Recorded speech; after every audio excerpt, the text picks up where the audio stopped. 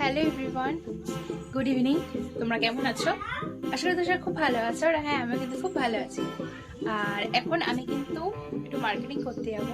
মানে suddenly plan হয়েছে সবাই মিলে একটু মার্কেটিং করতে যাবো। মানে আমার শ্বশুর শাশুড়ি আর ডালো আর আমি আর ভাই। তো আমি মেকআপটা আর হেয়ার স্টাইলটা করে নিয়েছি। জামাটা পরবো। আচ্ছা, তো চলো যেতে যেতে কথা হচ্ছে।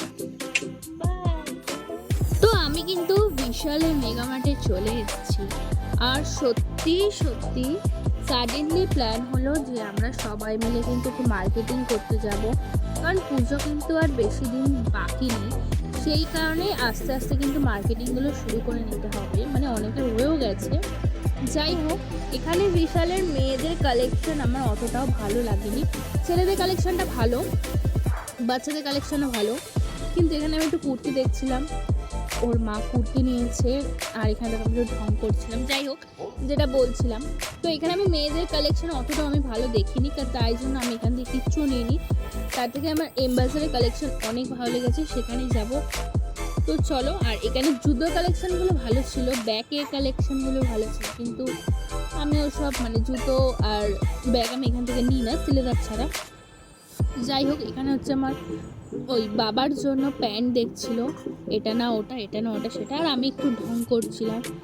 তো যাই হোক, দেখো এখানে কেনাকাটা করতে সবাই ব্যস্ত, আর আমি কিন্তু ঠিক আমার কাজটা করেছিলাম। আর হ্যাঁ, বাচ্চা মেয়েদের কালেকশন, বাচ্চা ছেলেদের কালেকশন কিন্তু খুবই ভালো ছিল, মানে আমার পছন্দ হয়েছে। এখানে গ্রাউন্ডগুলো, জিন্সগুলো খুব সুন্দর, আর অতটাও ভিড় ছিল না।